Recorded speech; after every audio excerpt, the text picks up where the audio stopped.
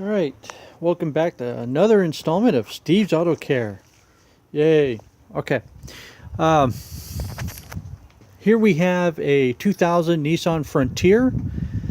The complaint is the heater hose broke, and let's take a look at it.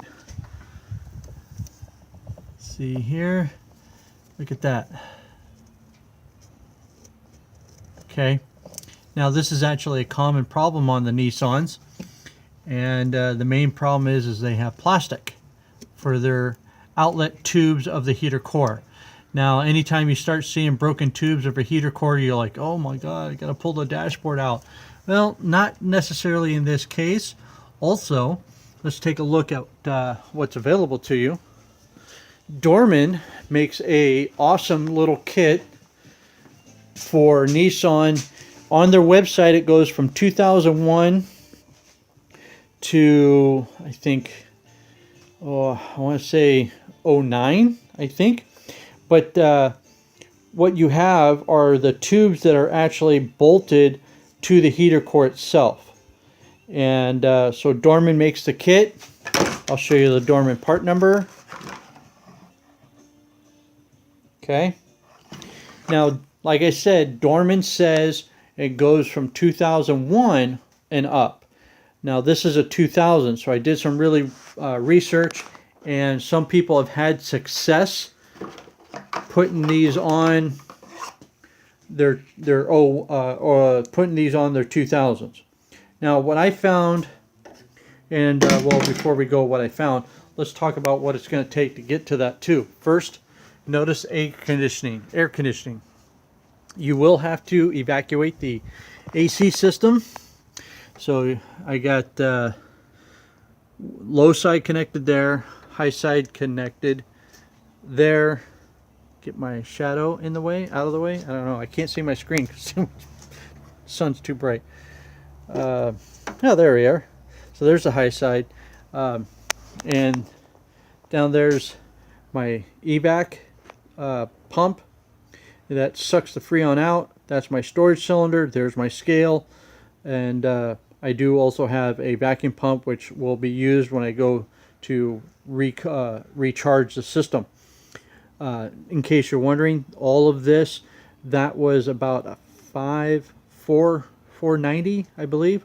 This was about 100, and this was also about 100. And then the vacuum pump, and then we have Freon way over there. So this isn't your basic do-it-yourself job, because you do have to evacuate the system. However, you might be able to find a shop that will suck it out for you and put the system in a vacuum. That way you can continue on at home. So anyway, with that being said, let's talk about what's going on here. So you do have to pull out the evaporator case. Okay, and this isn't too bad. You got one screw here, a bolt there, and as I move this over, you have one here and one here. You take the 4 bolts out, you loosen up or undo the lines to the evaporator, and then this comes out as a whole case. And while you're at it, change your cabin filters. So we'll be putting a new set in there. Now let's take a look at what's going on with this. Get a little light,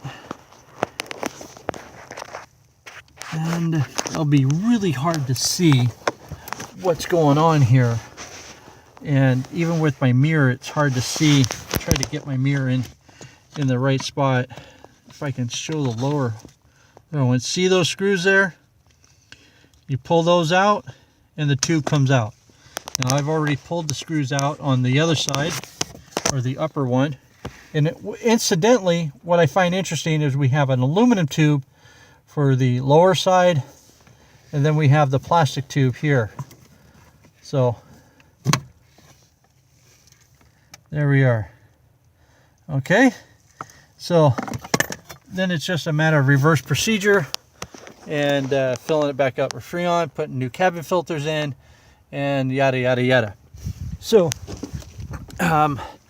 getting to the evaporator case, I can't really say what's all involved. However, you do have this bracket here, which goes up into the up in there like so.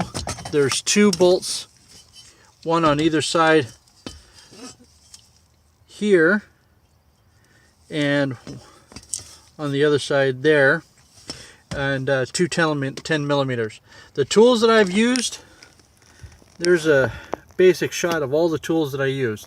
I had one screw that was really difficult to get to, so I used this with a 1/4 inch adapter on a ratchet and took the screw out that way. The other 3 were okay for getting that tube out. The glove box, I don't know. I didn't take the glove box out. The customer did. He was going to do this job himself until he realized that the AC had to be evacuated. So there we are. So 2000 Nissan Frontier. If you have the plastic lines, which if you don't, I'd be surprised that the aluminums would be breaking. But this is a common problem on 2001 and newer Nissans. The plastic gets really brittle. See, they just break apart. So you don't have to pull the heater core out. You have access to it right on the side, and there you go. All right. So hope that helps. Thanks for watching, and talk to you later. Bye.